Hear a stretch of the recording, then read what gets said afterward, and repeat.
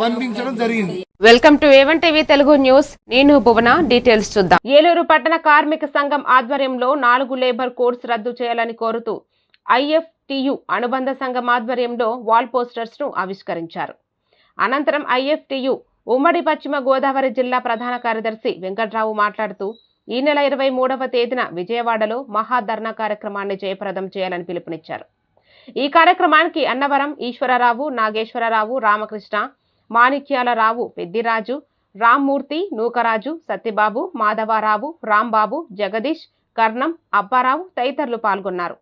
రాష్ట్ర వ్యాప్తంగా జరుగుతున్నటువంటి మార్చి 23వ తేదీన విజయవాడలో జరుగుతున్న మహాధర్నా కార్యక్రమానికి ఏలూరు అమర్జెట్ కార్మిక సంఘం ఐఎఫ్టి అనుబంధంగా ఉన్న పదవ సంఘం ఆధ్వర్యంలో హైగ్లూర్ సెంటర్లో పోస్టలావిష్కరణ చేస్తున్నాం.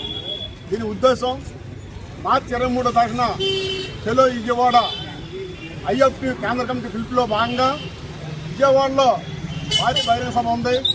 ఆ సభకి కార్మికులు, కష్టజీవులు, ప్రజలు అందరూ పెద్ద ఎత్తున బయలుదేరాలని, అదేవిధంగా కేంద్ర ప్రభుత్వం వచ్చిన తర్వాత 29 చట్టాలని రద్దు చేసి 4 లేబర్ కోడ్లుగా కుదించి కార్పొరేట్ సంస్థలకు అనుకూలంగా కార్మికులకి బాధ్యతంగా మార్చిన ఈ చట్టాలను